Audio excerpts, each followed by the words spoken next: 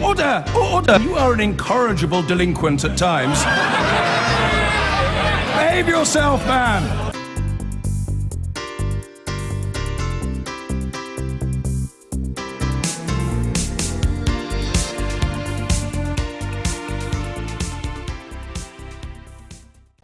Channel 4 News understands tonight that the Conservative MP for South Thanet has been interviewed by the police in relation to Conservative Party election expenses. Our political correspondent Michael Crick is in Dundee with the latest. Michael.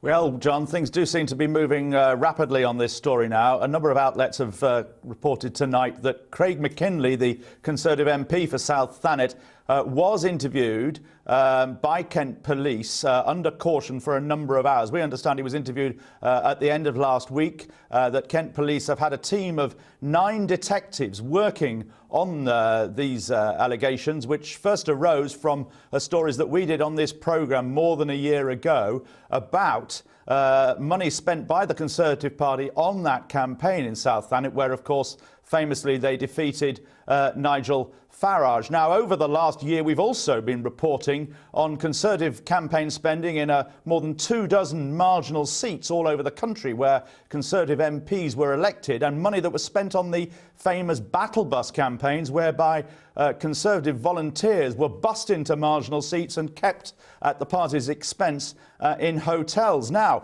it's been reported this afternoon by Sky News that a stormy meeting took place between several of these MPs this afternoon and the Conservative chairman, Patrick McLaughlin.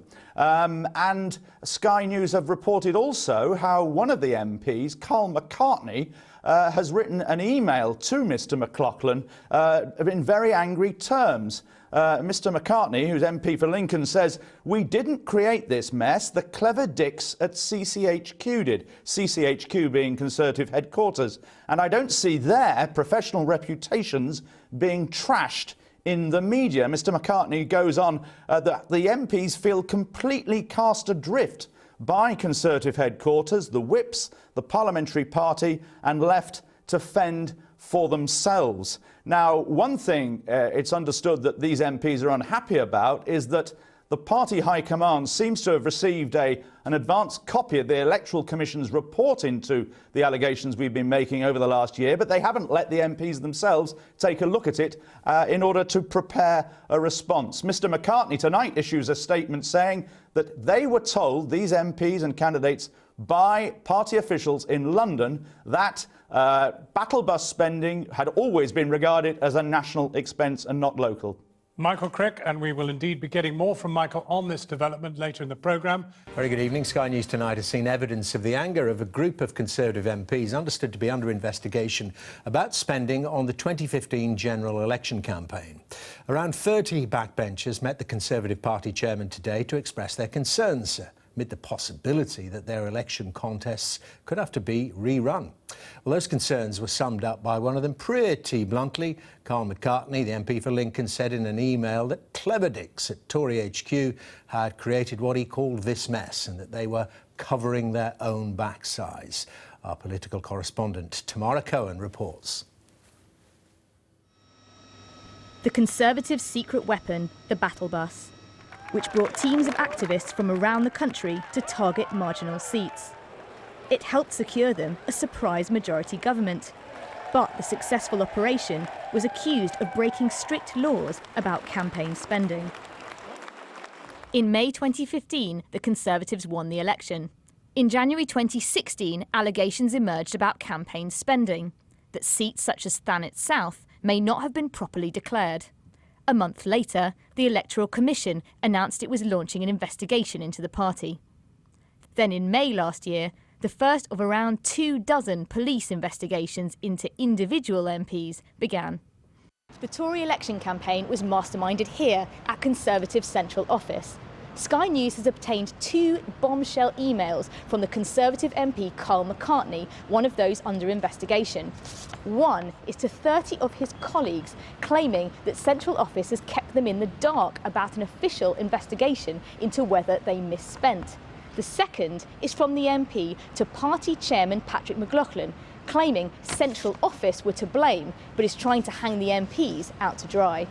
In it, Carl McCartney writes to the party chairman, Patrick McLaughlin, saying, "We didn't create this mess. The clever dicks at CCHQ did, and I don't see their professional reputations being trashed in the media much. The initial cock-ups, strategy and ineptitude with regard to this issue has so far negatively impacted our lives, standing in our communities, standing amongst colleagues, families and our regard for particular parts of the party centrally, and were all of CCHQ's making, need to stop. It might have been a little more reassuring and collegiate if the powers that be in our party perhaps tried to be a little bit more supportive and less interested in covering their own backsides." There's been a tendency over quite some decades for political parties to throw their candidates or elected representatives under the bus if there's problems looming, and particularly ones that are electoral and legal. They fear contagion and they fear the blame may end up with them in the advice or involvement they've had. Carl McCartney has told Sky News it's unfortunate that private internal emails sent to a small number of cross-referenced recipients has somehow wended its way into the hands of the media. With a new face at the top, the Tory party tell me they're cooperating with all the investigations. Theresa May inherited a majority of just 12 MPs. She can't afford any of their election battles to be called into question. Tamara Cohen, Sky News, Westminster. And Tamara's with me now with a bit more. So, Tamara, I mean, you've shed some real light here on what must be an almighty row behind the scenes.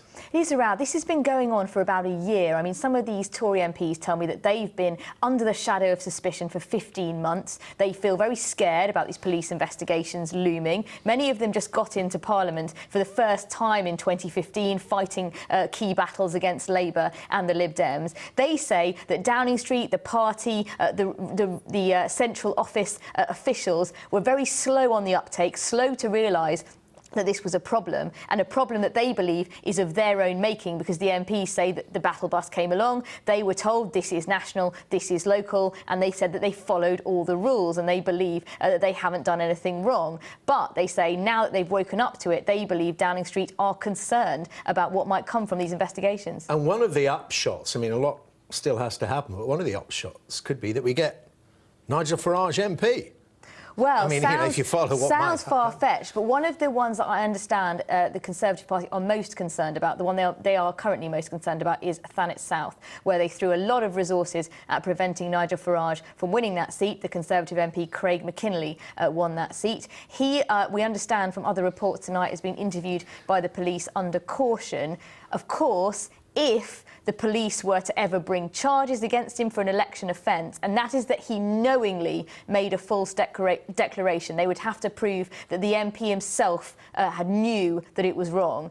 But if that did happen, of course, there is a possibility political opponents could ask for the contest to be rerun. Nigel Farage was asked about this at the weekend, and he said he would give it another crack. Tamara, thank you very much indeed. Tamara Cohen there.